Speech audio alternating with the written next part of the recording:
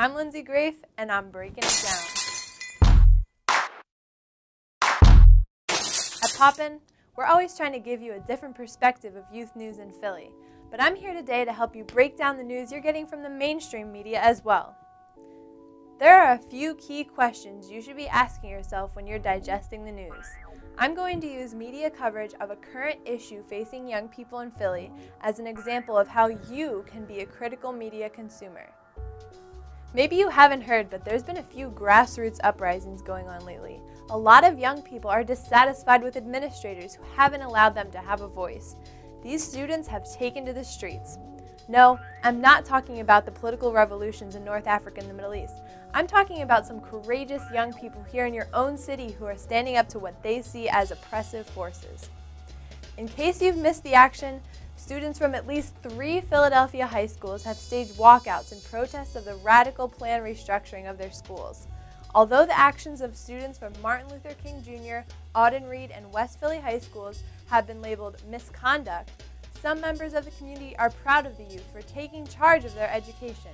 500 people are here today who have shown up today to right-size up this world, to right-size up our public schools, and to right-size up public education.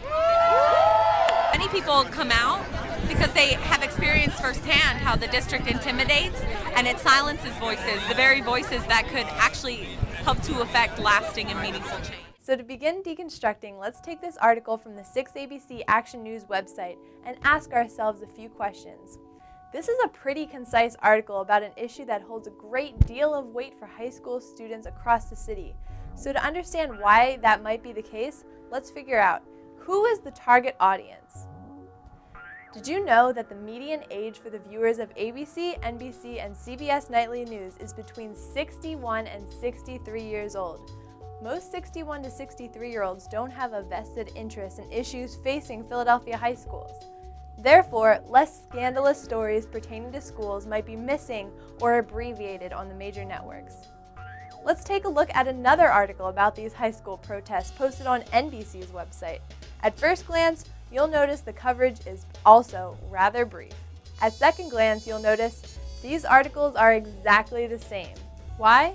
Because these articles are brought to you courtesy of the Associated Press, which is a global news network that aims to cover stories from all corners of the world. While full coverage of revolutions a world away were splashed across the front pages of these networks' websites, neither 6ABC nor NBC Philadelphia reporters investigated the 3 instances in 1 week of Philadelphia students demonstrating their dissatisfaction with administrative decisions to dismantle their schools and redistribute trusted faculty and staff members.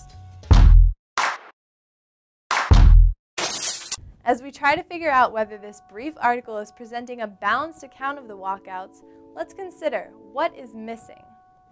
Given the fact that this article is less than 150 words, it's safe to say that there is a great deal missing. But let's start with context. This article gives us very little information about the bigger picture. It doesn't include terms and facts that are vital to the overall understanding of the issue. It fails to mention that these schools have been deemed promise schools by the district. The schools have been labeled as underperforming or failing and are slated to be drastically and rapidly restructured. For example, Auden Reed High School will be converted to a charter school run by Universal Corporation. The conversion affords schools more resources, but mandates that 50% of the school's staff be relocated. Some students have organized protests to express their outrage at having no voice in this process and their disagreement with the firing of trusted teachers. They're also contesting the proposal of longer school days, citing that longer days don't produce better test scores, better classes do. The students are finding themselves in a difficult position in the wake of these protests, as they and some of their teachers await possible disciplinary action for challenging administrators. Let's also address who is missing from this article. Glaringly absent from an article about students protesting their suppressed voice is the voice of a student. The only quote in this article comes from an administrator, declaring a promise of disciplinary action for the students involved.